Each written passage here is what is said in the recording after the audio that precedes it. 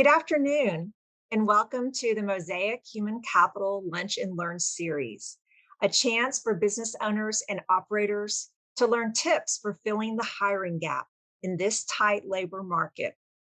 Our aim is to bring practical discussion to the issues we are seeing in the talent acquisition marketplace. I'm Collette Kernaghan, Director of Business Development for Mosaic Human Capital Solutions, a professional services company focused on delivering human resources to client companies.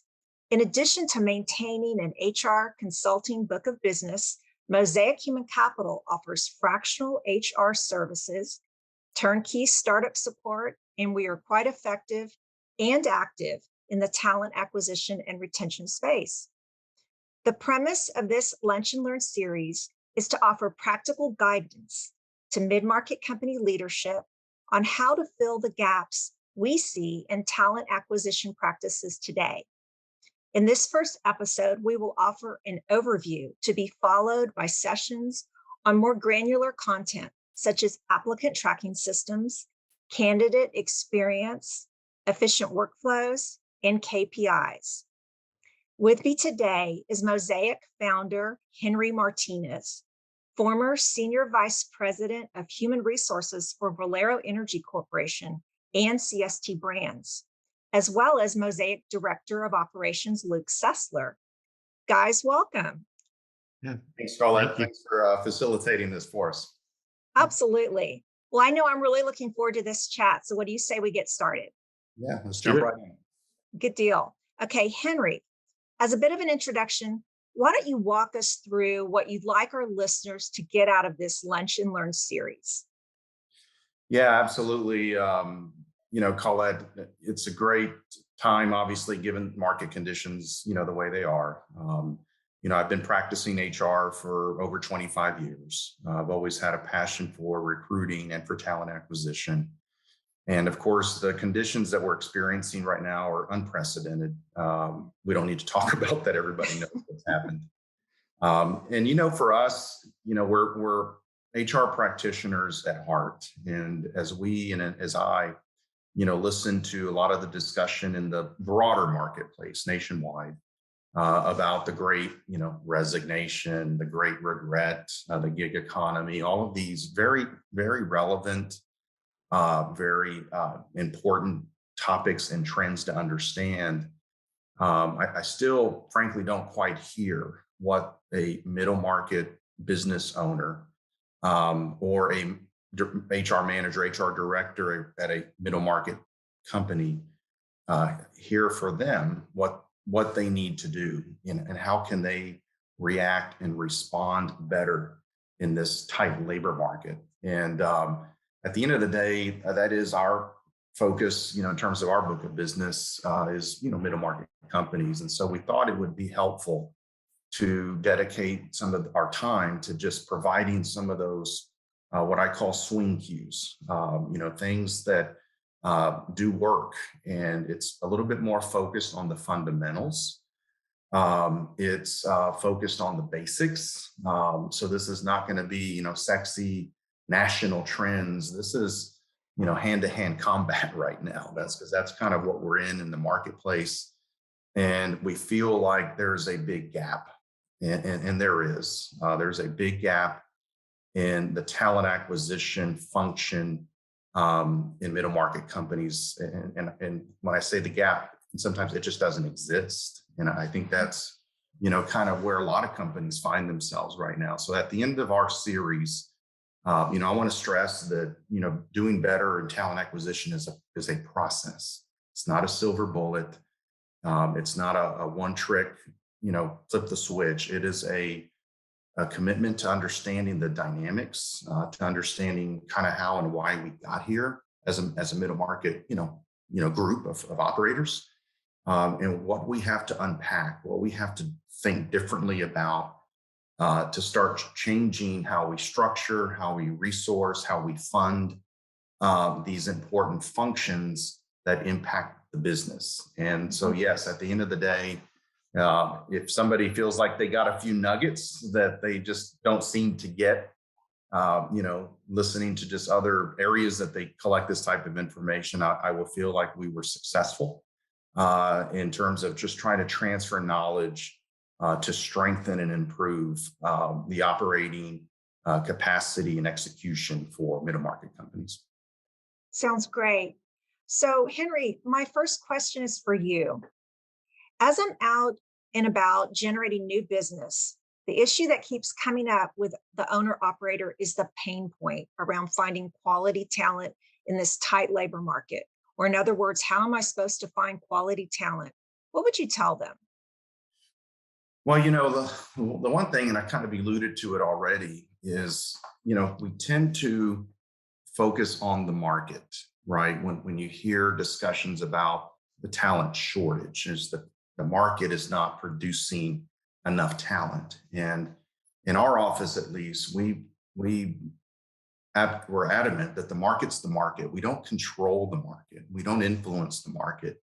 No different than a commodities market, real estate market, financial market, labor market. What we try to focus on is to focus on what we can control, ourselves or our client company, to compete better in this space at this time. The reality is we often get asked, when is this going to end? It's not going to end. It is, we were short labor before the pandemic. We all know that the general accessibility to labor long term, the macro trend is downward. So this shortage has been well documented and forecasted. The pandemic accelerated it. So now we're in this spot. Well, how do we find talent? And I think for us, the answer is we need, as a middle market company, you need a plan, you need a strategy. You have to commit to these processes. You have to commit to technology, better workflows, better people executing your talent acquisition process.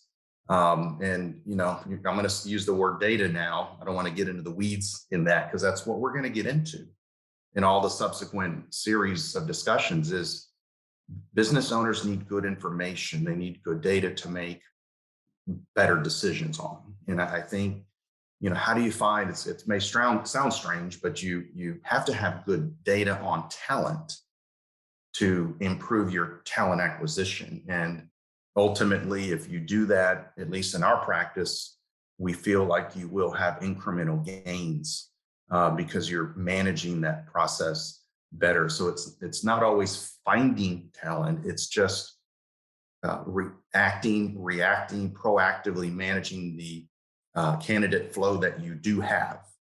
Because we look at it as a funnel. If the bottom of your funnel has either low volume or low quality, then we have to go to work on the funnel. Either we put more volume on top or we execute the funnel better.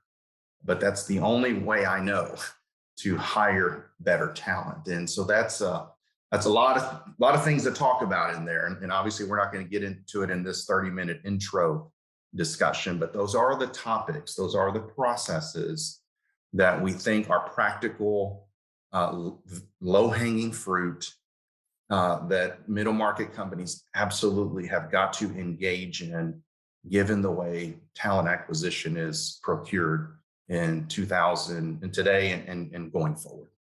And Interesting. Henry, you brought up a really good point, being as efficient with the market as possible, and you already alluded to it. No one here is a stranger to knowing that the labor market is tight right now. It was tight before the pandemic. It's tight now. It's going to continue to be tight. And one thing I want to mention in Mosaic, we didn't really realize it until the past couple of years, is there's this thing called micro markets.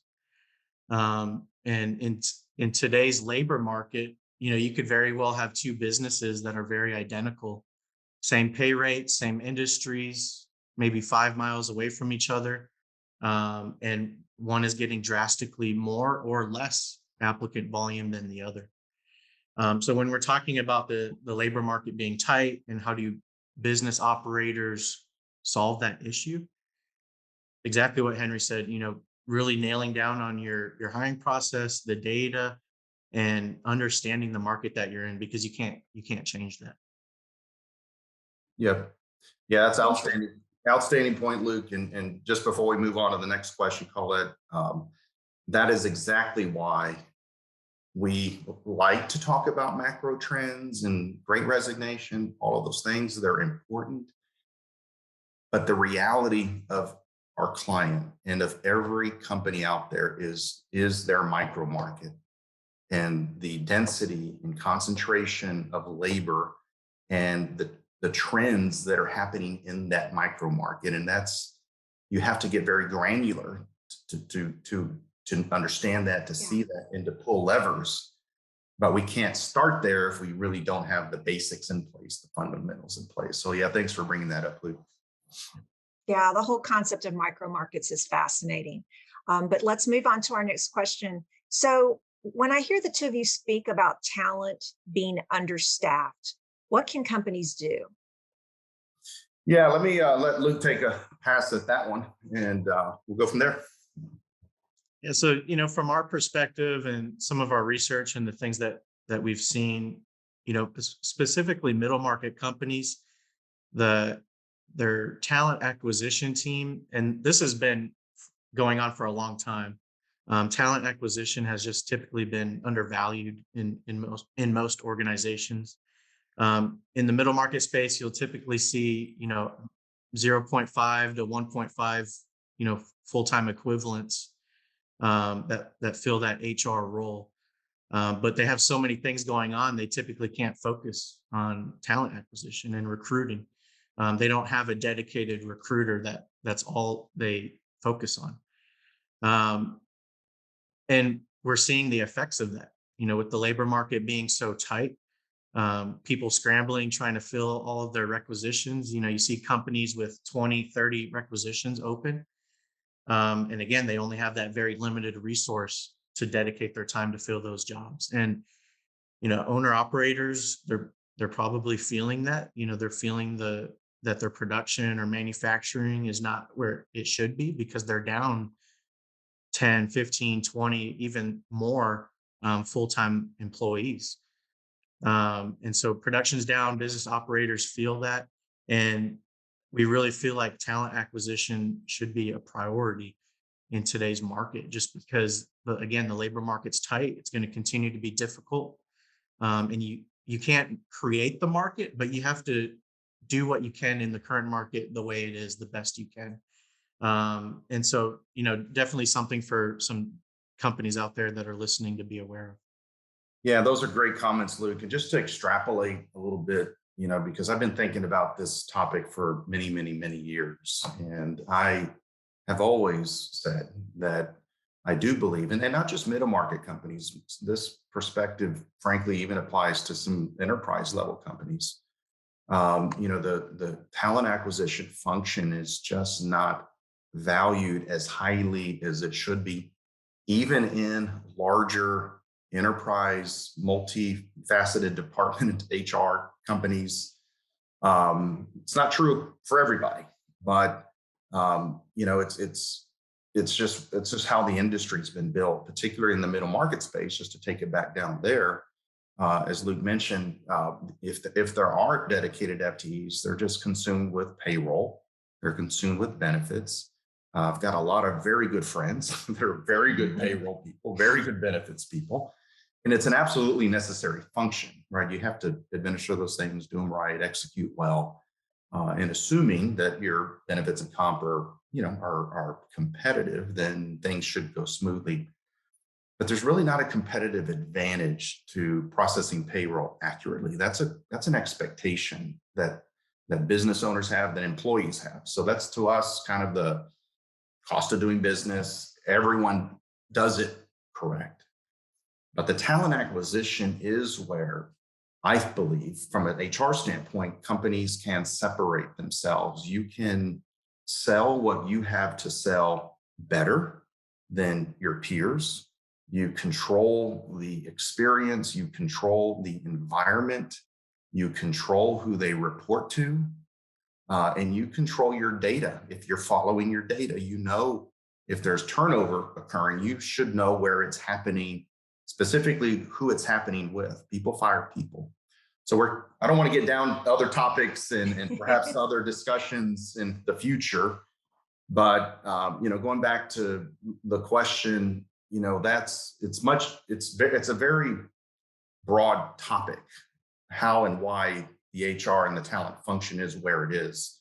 It's probably a whole day seminar on it, but we definitely see that consistently in today. And like I mentioned, I've seen it all along. So those are just some of some of the things, yes, we absolutely try to sensitize our listeners to that's part of the unpacking that needs to be done. Interesting. So you often speak about data. It's already come up several times this morning. How should the owner operator be thinking about how to use data? I don't think it's any different than following their KPIs in their manufacturing, right? A lot of them already, again, for those that are in the manufacturing space, for those that are maybe in the services space, right? They're all tracking their P&L. They understand their growth year over year. They understand the metrics of their business because that's how it's obviously built around that. What we're advocating for is basically to fill the data gap that exists within the HR function. Again, could be middle market companies, but that doesn't mean there's not enterprise companies that are missing the boat too. We all make better decisions when we have better data, and hiring and turnover, they are absolutely trends. It's great to know what it was for the month, but what's more important is to know how it compares to last year, just like the P&L, because that's the scale we stand on as business owners. And as HR practitioners, that's the scale we should want to stand on, when we are recommending levers to pull inside, a business. Obviously, with this tight labor market, as an example, wage pressure has been going on. Obviously, lots of folks are making moves. It's going to continue. Sign-on bonuses, are going out the roof. All of the issues of throwing money at it, which that might be what's needed, but is that decision, based on data? If we're trying to solve for more applicant flow and we raise our wages, we increase our cost of goods sold, and our applicant flow stays the same, then we didn't affect applicant flow. Now, maybe it might help in retention later, but you're going to have data to track that. But if we don't have the data to follow and validate the levers we pull, then we're guessing. Mhm. And if the data doesn't support the move, then we just added cost to the business and didn't get a return on it. And all of these fundamental discussion points, they all have to center around some collection of data.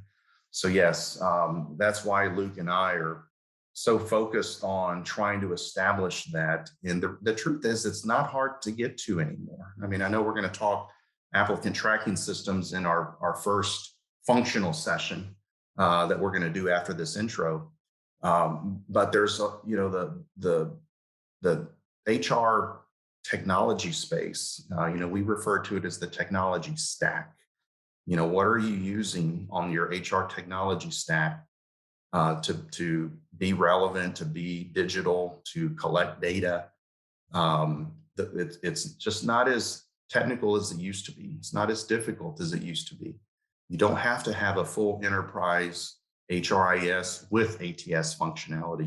You can have standalone break off technology, and we don't sell technology. We don't represent any one solution. We work with what the client has or what they can afford or what they can put in. And we just know that they have to have this data. They're going to make good decisions. So that's kind of been our focus. Okay. So when I hear companies need to move faster in hiring decisions, what exactly does this mean? Yeah, Luke, why don't you take that one? That's a big focus for you. Yeah, that's a really good question, and we get that question a lot. And when based on things that whether we've seen or experienced personally with other companies, in our past. You know, a lot of companies, we always hear about the struggle they have of bringing people on, not just timely but efficiently. You know, we're big believers that to really be successful in this market, you have to be the fastest and you have to be the most accurate. And those are really the two biggest key takeaways when we're talking about the hiring process. Um, you know, sometimes you'll see processes where there's 4 or 5, 6 people in there and they're hiring someone that's entry level. You know, definitely advocates of leaning that out, you know, figuring out what steps in there you can get rid of, so that way you can make that process more efficient. And then you have the accuracy piece. Um, Having good people in the hiring process, making the hiring decisions on behalf of your organization, using assessments. There's just a lot of different things out there for folks to think about, to just be quicker and more accurate in their hiring decision. Yeah, no, that's exactly right. And Collette, just to, just kind of make sure it's clear, we've got companies that are doing all the right things, right? We see it, we validate it. Again, it's a process. You have to have lots of things in place. But even when you have those really good things in place, there's still churn. I mean, that's how tough this labor market is. It doesn't guarantee that applicant flow is going to be any different. But if you, again, going back to the data, if you understand the data, your hiring process in your company, in your zip code, on your side of the railroad tracks, that's affecting your company, you then try to optimize that process. And we absolutely see, the ability to pull levers inside that really like micro market, micro, workflow. That's where the value is. And it is just impossible to get to that level of detail if you don't have the data. And so, that's, Luke is absolutely correct. This market demands real-time management of candidates, real-time decision making.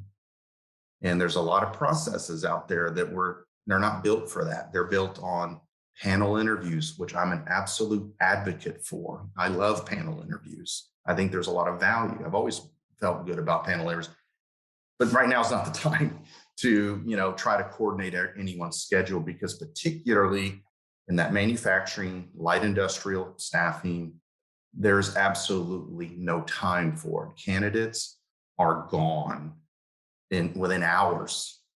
And I think that's the urgency, that's the intensity, that's the focus that companies have to develop that competency internally, and not rely, frankly, on third parties. I mean, third party staffing, great industry. We're not down on any industry. There's a place for that. But you said earlier, what is the pain? I think the pain is I don't have any control. I'm dependent on a third party, and we're getting bodies, but it's not strategic, right? And I think companies need a balance. They have to invest in their brand. They have to invest in themselves, in their technology and their platform, and then they have to optimize it, right? And it's like Luke likes to say, we sometimes feel like, yeah, we're teaching folks how to fish because this infrastructure just doesn't exist. And so it's not easy. It's requiring business owners, again, to think differently, and that's hard, right? When our cheese gets moved, it's not an easy transition for us. And but it's a process. It's not, so at the end of the day, yeah, we're just really trying to raise the consciousness of, what it requires for a company on their own platform to perform better. And then that's really the premise. And hopefully, like we talked about, there'll be some nuggets along the ways for folks that feel like this is an important topic for them. Sounds great. Henry, Luke, thank you for sharing your expertise. Before we close, I want to remind everyone that the upcoming episodes of Filling the Hiring Gap will be on applicant tracking systems, candidate experience, efficient workflows, and KPIs. These segments will air monthly, so please bookmark your calendar for late May when we will discuss ATS systems and the data gained through them. In the meantime, you can direct comments or questions to Henry, Luke, or myself by phone or email. Our info will be shown on the next screen.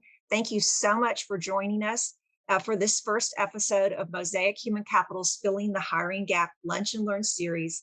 Please know that we welcome your thoughts, your questions, and participations in this critical conversation. Stay safe, and we'll see you soon.